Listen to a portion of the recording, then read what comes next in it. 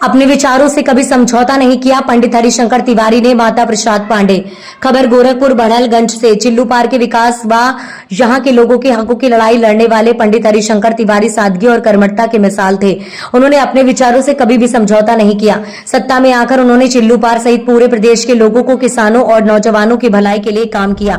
ये विचार सोमवार को national post graduate college Barhalganj के प्रांगण में आयोजित पंडित हरिशंकर तिवारी की 88वीं जयंती समारोह को बतौर अध्यक्ष संबोधित करते हुए नेता प्रतिपक्ष माता प्रसाद पांडे ने व्यक्त किया है। पंडित हरिशंकर तिवारी के समकक्ष नेता प्रतिपक्ष माता प्रसाद पांडे ने पंडित जी के तमाम संस्मरण सुनाते हुए कहा कि हरिशंकर तिवारी ने कभी भी अपने विचारों से समझौता नहीं किया। वे सभी को समभाव से देखते थे, कभी भी जातीय आधार पर किसी के साथ भेदभाव नहीं किया। अब समय आ गया है कि 2027 में सबको साथ लेकर ब्राह्मण समाज अपनी ताकत दिखाए और शांतिपूर्ण क्रांति के साथ इस सरकार को सत्ता से बेदखल करे।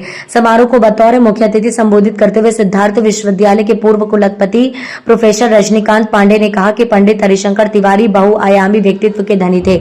चिल्लू पार ही नहीं वरन पूरे पूर्वांचल को पिछड़ा कहा जाता था। समारोह को पूर्व सभापति विधान परिषद गणेश शंकर पांडे, नेपाल सरकार के पूर्व मंत्री वीरेंद्र मिश्र, विधायक जुबरियागंज सईदा खातून, प्रेम शंकर मिश्र एडवोकेट ने भी संबोधित किया।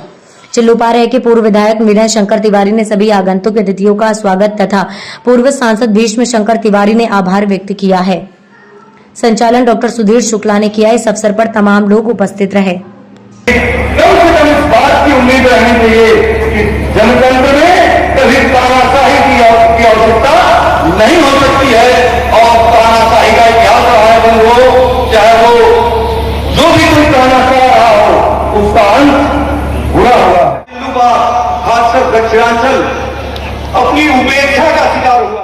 भारतीय जनता पार्टी की सरकार के द्वारा थोड़े दिन पहले एक एथेनॉल प्लांट लगाने की बात बहुत जोरों से चर्चा में थी, लेकिन एथेनॉल प्लांट लगते लगते वो गोबर गैस प्लांट तक आ गया। एथेनॉल प्लांट तो नहीं लगा, लेकिन वो गोबर गैस प्लांट तक आ गया। गैस प्लांट भी लग गया होता तो ठीक था। वो गोबर गैस प्लांट भी IOCL और उत्तर प्रदेश सरकार नहीं लगा पाई। यही यहाँ का विकास है और इसी विकास को हम कह सकते हैं। क्यों पानी किया और चबूतरा तो थोड़ा चर्चा में ऊपर करने आपके बीच में आया है। और जब 2017 में मिनिस्टर बन करके आया तो उसकी भाषा हाथा के ढंग क्या थी वो भी कहने लाया हूं।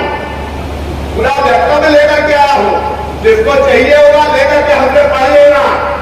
वो व्यक्ति कहता है कि अरे तिवारी जी का हाथा तो वही पला, वही बढ़ा, वही खाया, वही जिंदा रहा, वही के बोला यहाँ तक पहुंचा और हरिशंकर तिवारी जी के नाम को कलंकित करने का काम हो। तुम्हारी यात्रा रो रही है मेरे साथियों। 139 सीटों पर आज भी आप बहुमत में हो। 139 सीटों पर भी आपकी संख्या कितनी है? जिसको चाहे उसको विधायक बना दो, जिसको चाहे उसको सांसद बैठा दो। इससे मैं आपसे कहना चाहता हूँ संकल्प को लेकर के विधानसभा में मैं यहाँ नौकरी करने नहीं आया हूँ। तुम क्या करने आए हो? पंडित जी लोग का अपमान करने आए हो? पंडित जी को बेइज्जती करने आए हो? पंडित जी के और ऐसा नहीं है केवल ब्राह्मण समुदाय के लिए, तो सबके लिए संभाव रखते काम कर। इसलिए मैं आपसे कहना चाहता हूं, समाज का बदलाव अपनी ताकत को रखो, लेकिन अपनी ताकत में दूसरों को तुमको की तरह जोड़ो, जिससे आपकी ताकत एक बड़ी ताकत बन जाए। अरे ताकत बड़ी नहीं बन पाएगी अकेले, तो ताकत कमजोर हो जाए। राष्ट्रीय अध्यक्ष का निर्णय कि मैं नेता विरोधी करता हूँ, इसे जितना बधाई धन्यवाद हमको दे रहे हैं उतने हमारे राष्ट्रीय अध्यक्ष को दीजिए और हमारी पार्टी को दीजिए कि पार्टी ने आपके सम्मान को बढ़ाने के लिए मुझे आपके पड़ोसी से ज्यादा लड़ाई होगी। अभी तक तो इधर उधर था, तो सारी लड़ाई नहीं सीमित हो गई है। तो अगर आपका साथ नहीं रहेगा तो कमजोर हो जाएगा। आज अखिलेश यादव ने कमजोर कर दिया। आज बोलती बंद है। क्या कह रहे थे? आपकी बात 400 बार 200 बार उत्तर प्रदेश में। उत्तर प्रदेश में किसे रोका? गठबंधन ने। गठबंधन में सबसे ज्यादा प्रभावशाली कौन? समाजवादी पार्टी। रोक दिया कि नहीं रोक?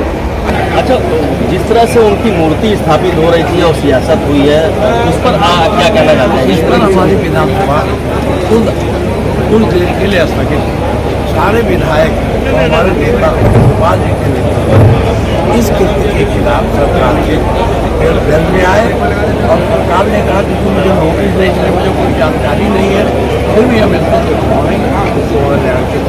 मूर्ति लगनी चाहिए उनसे, गाँव में लगनी चाहिए, कहाँ लगनी चाहिए ये तय करें।